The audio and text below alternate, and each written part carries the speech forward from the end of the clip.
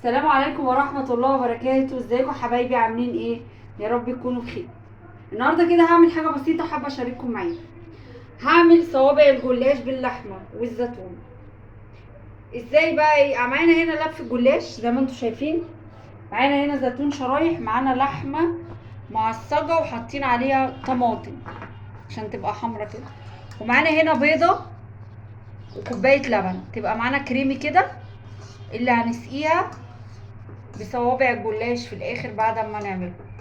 ومعانا هنا بقى طبعا الدهان بتاعنا.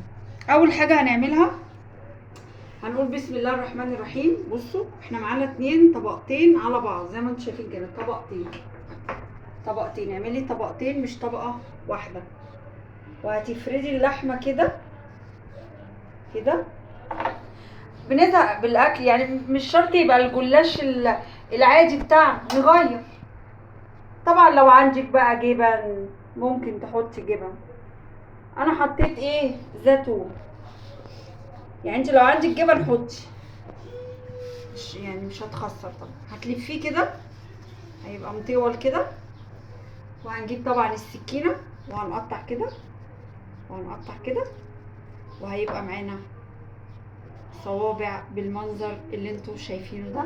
وهنقوم راصين كده في الصينيه كده كده حبايبي، نعمل فرق كده ما بينهم. وهنيجي برضو نعمل نفس اللي احنا عملناه تاني كده اهو. هعيده برضو معاكم تاني، 2 اهو. طبعا زي ما انتم شايفين كده في الاخر احنا هندهن عليه اللي هي الزبده بتاعتنا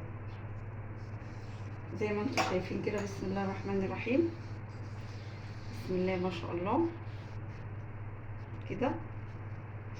وهنحط نفس الكلام كده الزيتون كده، وهنعمل كده اهو، نفرده كده اهو كده حبايبي.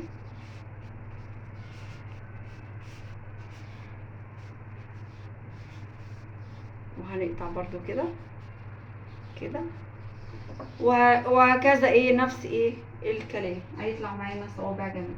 اجهزه حبايبي وارجع لكم.